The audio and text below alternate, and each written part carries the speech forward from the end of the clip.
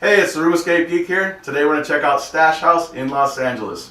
Let's see how we did. So today's adventure takes us to what looks like an anonymous apartment where we're going to discuss a business opportunity. As soon as we get in, we find out that apartment belongs to a notorious drug kingpin. We are trying to join his gang, and he has set up a test for us by hiding drugs throughout the place. Problem is, he's decided to already call the cops on us, and we have 90 minutes to find the drugs, flush them down, and get out of there as fast as we can. So set design, theme, and story on this one. The story is definitely unique. We haven't seen where we're actually going in and trying to join a drug kingpin's world. Now that may turn some of you off. You are dealing with the underbelly of the LA scene, crime, drugs, things of that sort. If that's not your thing, steer clear of Stash House. If you're okay with that and you want to feel like you're joining the criminal empire, they've done a good job bringing that immersion in. This is stuff you would see on MTV Cribs. You actually feel like you're part of it. So, puzzles in this room.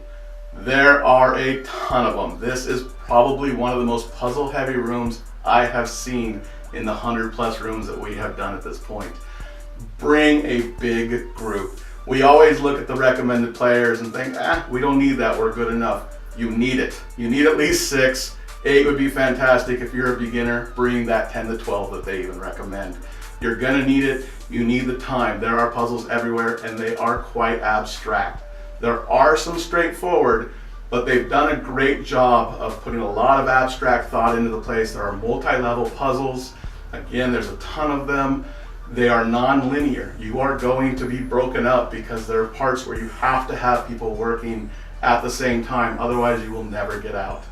From a physical standpoint, there's nothing physically that you're moving, but you are crawling a lot. So if you have a bad back or mobility is not your thing, please bring people that can handle that and just have them handle that part of the room, because there is a ton of crawling and you may be down there for 20 to 30 minutes at a point because there's that many puzzles even in that particular space. So the overall experience, the minute you walk in the door, the GM greets you and you're immediately transferred into that house. The game almost starts the minute you walk in. So from experience, they've done a good job. The GM is very nice. He explains the story well, very helpful. There were some times where he came into the room to help us, but that was because they were just getting started and they didn't have their hint system fully working. I believe by now they do not come into the room to break that immersion unless, of course, you request that. As far as the parking goes, as always, it's LA. There's no parking. So you are going to be driving around and you're going to be fighting for those parking spaces. So give yourself some extra time so that you're not late to this experience, because trust me, you don't want to be late to this. You want to get in and get this thing started. So just know parking can be a little bit of a bear.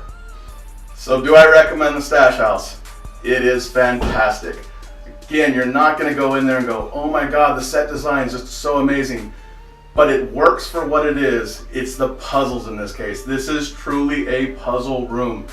You're gonna go in there and your mind is going to be exhausted by the time you get out. They're keeping you busy, but they are all fun as well. So don't think it's one of those rooms where they just threw a bunch of puzzles in there because why not?